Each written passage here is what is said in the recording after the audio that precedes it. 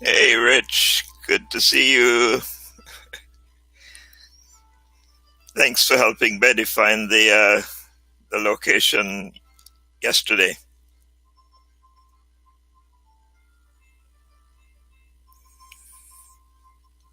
I like your setup on your man cave downstairs.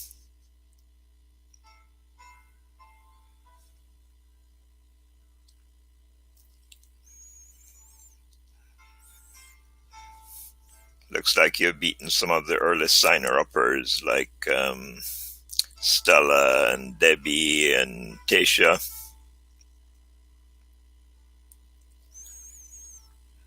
Still got about 2 minutes or so.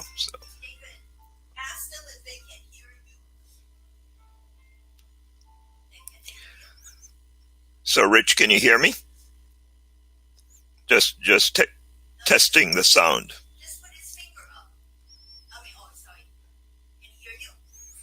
I'm not sure. He signed on, and you can't hear me.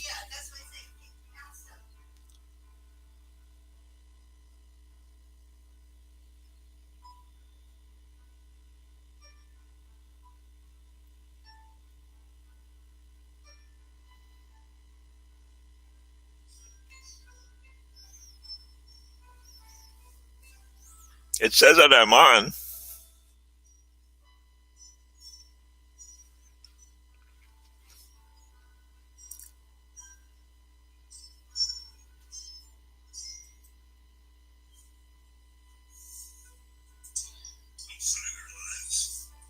It says that I'm on. You can't hear me? I don't know. I asked Rich and he hasn't responded yet.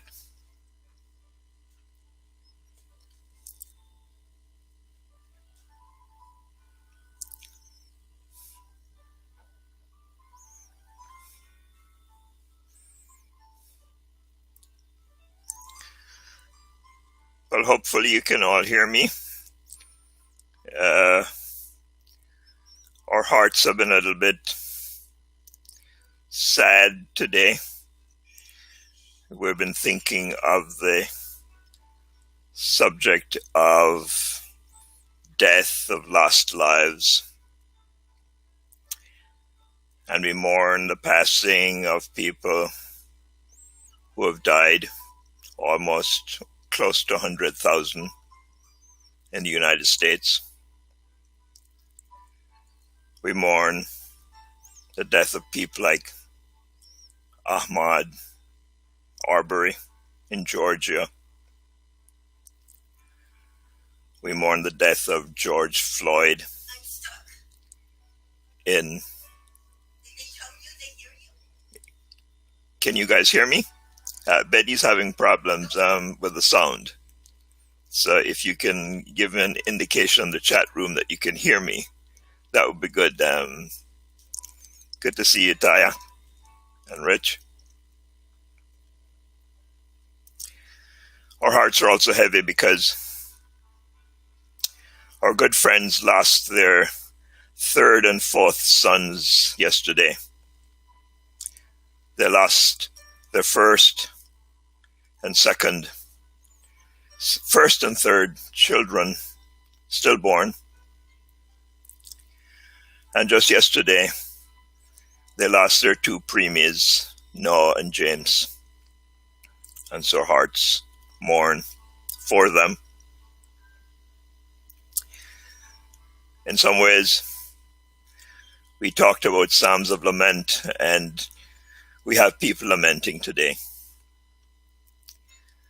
People who are walking through the valley of the shadow of death. It's after 12, so we'll start our daily pause, which runs till the end of this week, the end of May.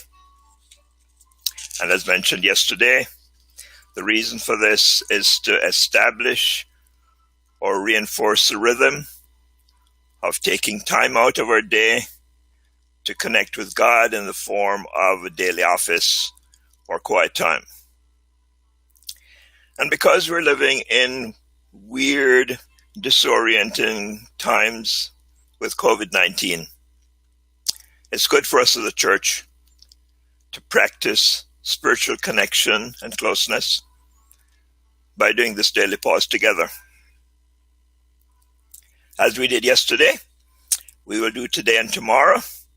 We'll introduce a scripture passage, read it, meditate on it through thoughts, questions, and responses.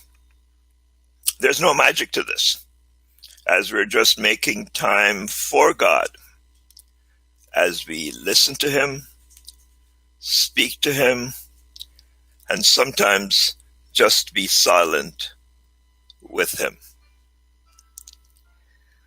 So after our online daily pause ends, we ought to continue these daily times with God. And if you need help in doing this, find a daily pause training partner. As mentioned yesterday, we're looking at 3 consecutive Psalms for the 3 days that I'll be on. The book of Psalms is the prayer book, the song book of the Old Testament people of God. And we noticed that there were different types of Psalms. Yesterday we looked at Psalm 22, a psalm of personal lament. Today we look at Psalm 23, a psalm of personal trust. And tomorrow we look at Psalm 24, a psalm of community praise. Today, Psalm 23 is the world's all-time favorite psalm. Many non-believers have even heard this sung or spoken or read at weddings or funerals. And Pastor Sunita mentioned recently that her favorite psalm is this psalm, and perhaps her favorite passage. So I apologize if I stole this psalm from her this weekend. Ironically, most of us modern people watching it right now, we're town people. Some of us have not even touched a sheep and know very little about what it meant to be a shepherd then.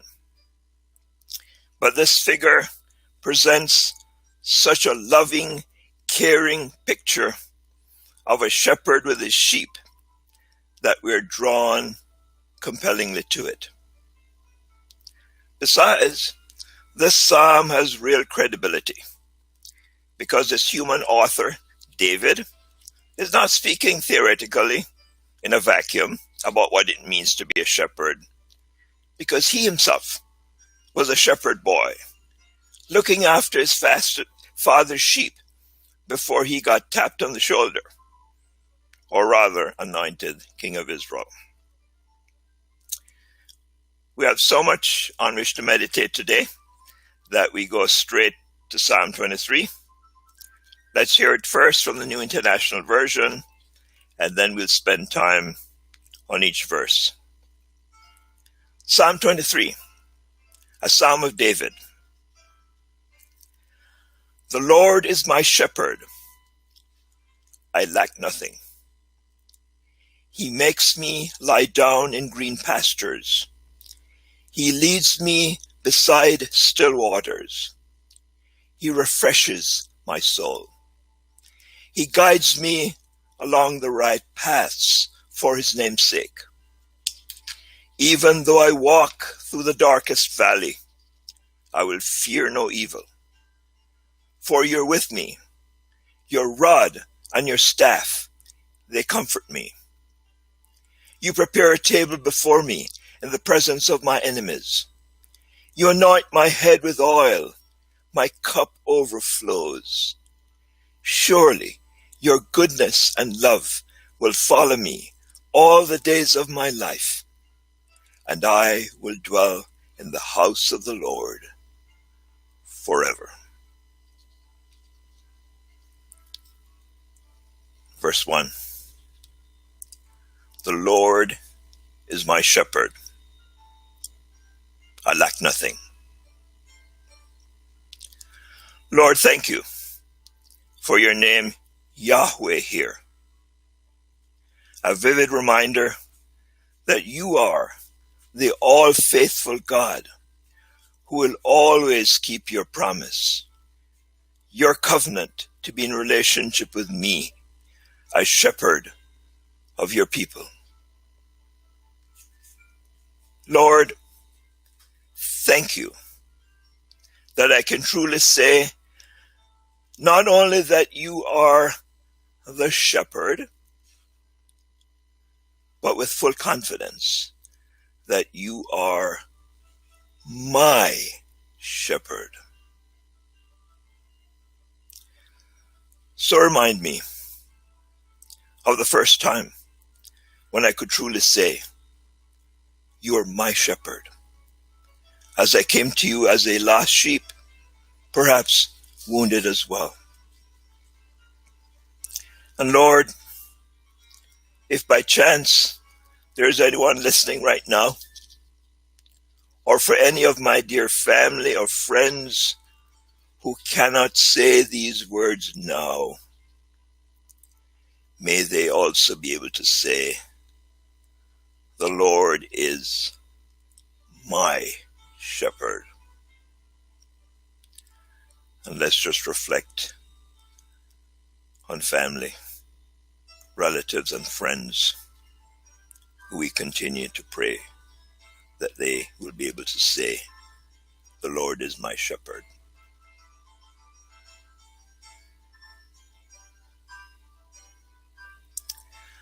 The Lord is my shepherd. I lack nothing. I shall not be in want. Lord, I am a dumb sheep, sometimes asking and wanting stuff that I don't really need, and that's sometimes harmful for me. But as I look back at my life, even at times when I may not have had much, you provided everything that I needed. Thank you that I lack nothing and will lack nothing. Verse 2. He makes me lie down in green pastures.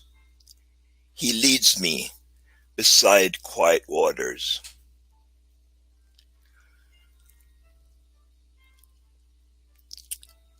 Lord, you know that when I get exhausted, dehydrated as a sheep, you, as a loving, compassionate shepherd, provides an ideal place for me to lie down and rest. You provide me this place for me to replenish.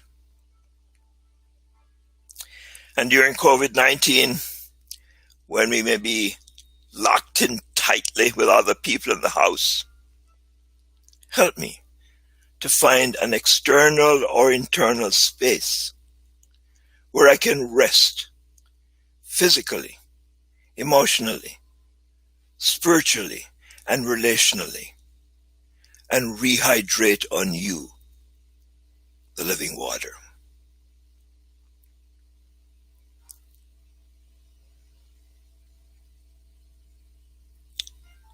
Verse 3. He refreshes my soul. He guides me along the right paths for his name's sake. Lord, this refreshing may be because I've strayed and you need to renew my soul. Or this refreshing may be because I'm just exhausted and you need to restore my soul. Lord, only you can reach those weary, exhausted, spent parts of me that no drink in the world can refresh. Sometimes I don't even know how you refresh the deep recesses of my soul, but I know that you do, want to do, and can do.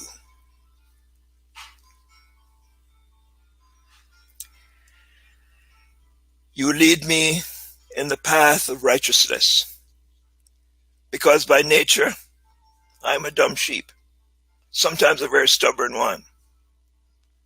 Left on my own, I often take the wrong path and get lost or injured. Morally, you guide me not merely along the right path, but on the righteous path, the path of right living. You do this for your name's sake, because the word name represents your righteous character and reputation. May I follow you on your righteous path. And if I'm straying on the wrong path, give me the sense to come back and follow you on the right path.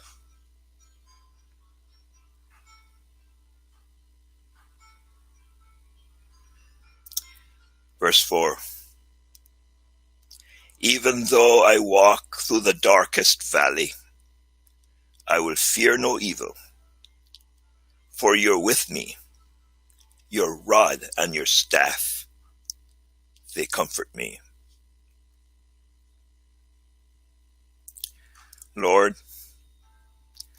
these words are a reminder to me, not if, but when I walk through the darkest valley. Other translation reads, the valley of the shadow of death. And sometimes these darkest valleys involve physical death or near-death experiences, as we talked about earlier on. Perhaps a parent, an older or younger relative or friend has contracted COVID-19 and has died or nearly died.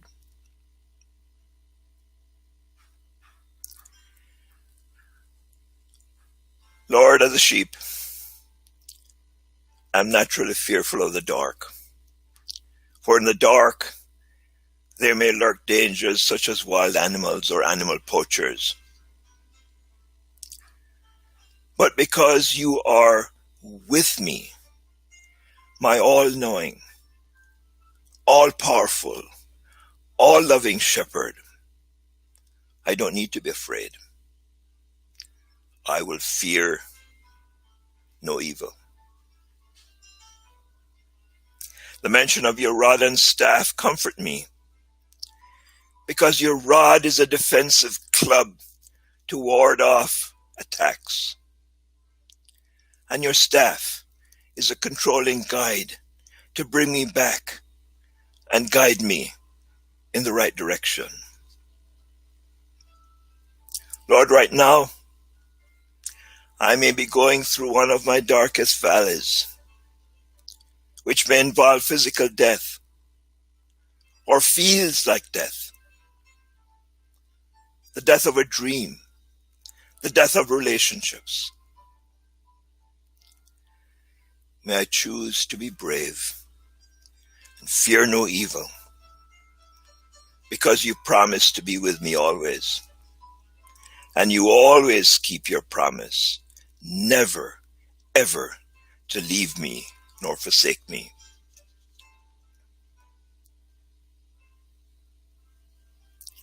Verse 5. You prepare a table for me in the presence of my enemies. You anoint my head with oil. My cup overflows. Lord, the image here may change from animal to human, but I'm reminded by the loving shepherd who rubs the head of the stray wounded sheep with healing oil and gives it drink from your flask to rejuvenate them. The image may also be a victory celebration, with vanquished enemies present as reluctant captives and guests. But Lord, regardless of what this means, this verse reminds me that you provide for me lavishly till my cup overflows. Thank you for how you have provided for me in the past. I will trust you to provide for me in the present and future.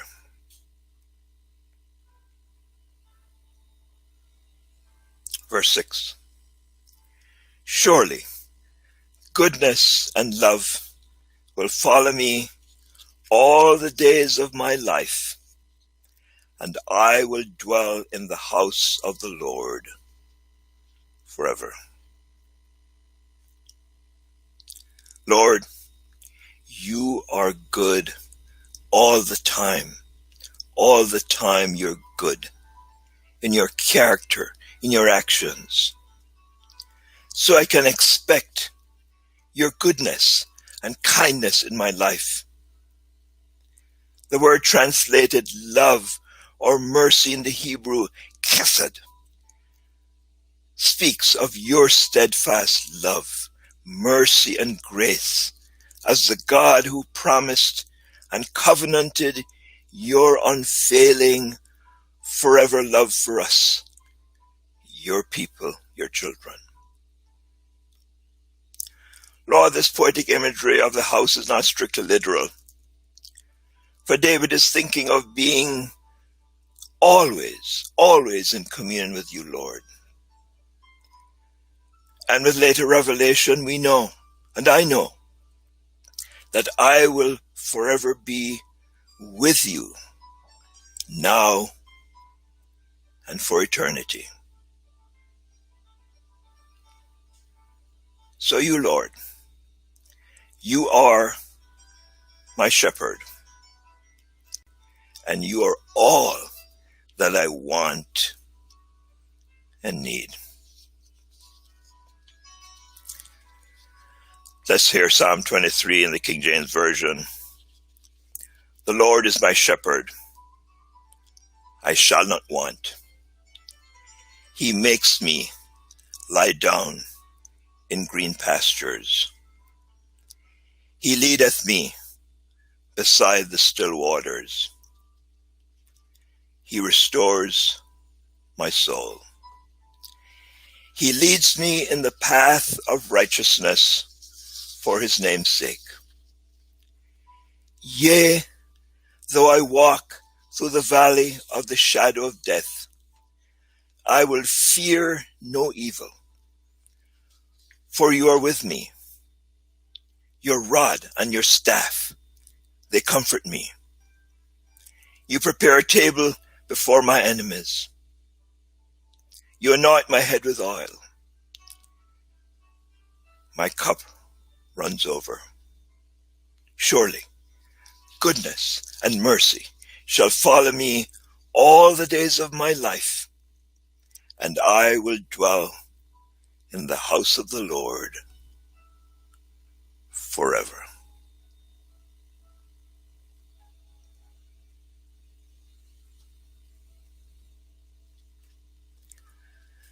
So thank you for joining us today.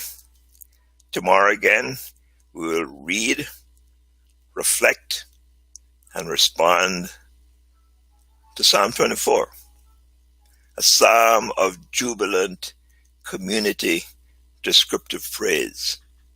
And we'll let you know the difference between descriptive praise and declarative praise tomorrow. So till then, may you enjoy being the shepherd, being the sheep of the great shepherd, the good shepherd, the chief shepherd. See you tomorrow. God bless.